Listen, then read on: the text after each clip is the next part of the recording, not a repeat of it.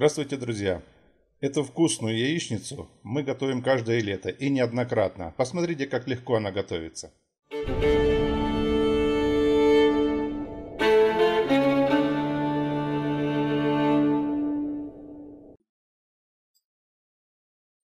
Луковицу надо нарезать либо полукольцами, либо крупными кубиками, как это делаю я. Список ингредиентов идет титрами, поэтому я буду по ходу дела рассказывать. Беру горячую воду и хорошие зрелые помидоры. Лучше всего, конечно, когда они немного даже перезрелые. Делаю крестообразный надрез, опускаю в горячую воду, тогда они легче чистятся.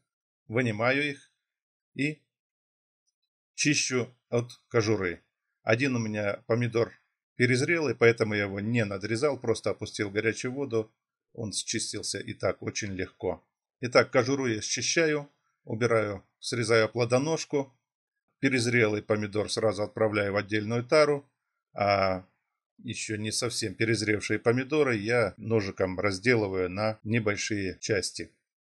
Режу вот таким образом и тоже кладу в отдельную тару.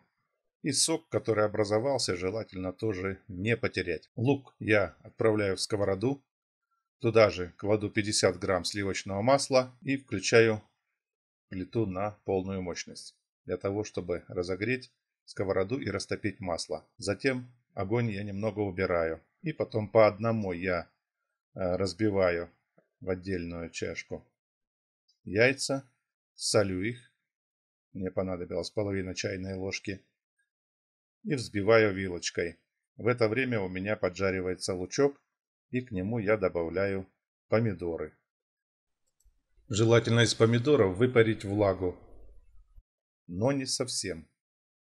Кстати говоря, это блюдо можно готовить и зимой, но с домашним томатом.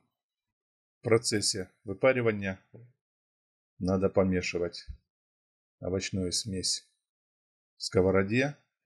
Затем я добавляю мелко рубленную зелень в помидорно-луковой смеси и тоже немного прожариваю. И затем выливаю яйца.